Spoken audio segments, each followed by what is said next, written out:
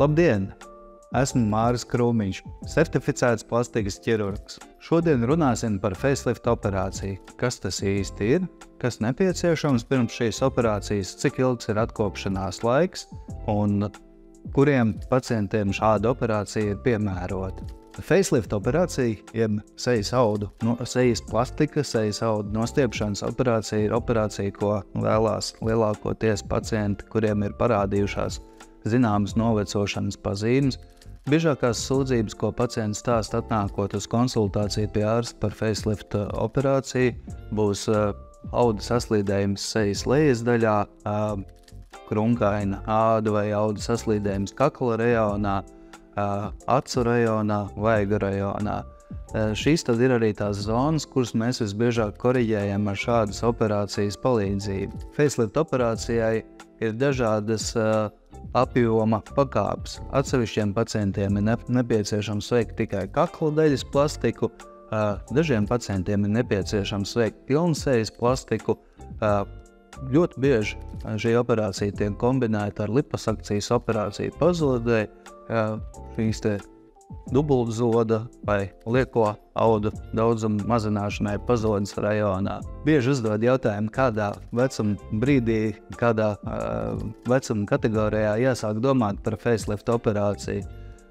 Par sejas ādu, par savu ārējo izskatu jārūpējās faktiski visu mūžu garumā. Katram šis novecošanas posms ir individuāls. Tas ir atkarīgs no ģenētikas, no vidas, kādā strādājam, no stresa apstākļiem, kādas saņemam ikdienā.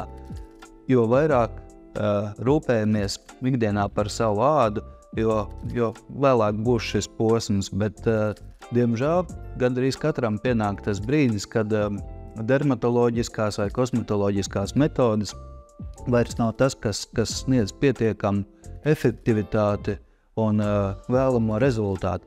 Tas tad arī ir tas brīdis, kad jānāk pie plastikas ķirurga runāt par kardinālākām metodēm, un tad pēc tam, pēcoperācijas periodā, jau atkal šis rezultāts ir jāuztur ar tām pašām iepriekšējām metodēm, ja vēlamies saglabāt viņu pēc iespējas ilgāk. Sejas plastikas operācijas rētiņas visas tiek pozicionētas zonā, kur ir dabīgās krociņas vai matu līnija vai gara austiņa, kur ir dabīgi ieloki, tad pēc veiksmīgas brūču sadzīšanas visbiežāk šīs rētiņas ir pilnībā nemanāmi. Ja ir kāds zilums gūts operācijas laikā, to pāriešana vai pakāpeniska uzsūkšanās notiks 2 līdz 3 nedēļu laikā.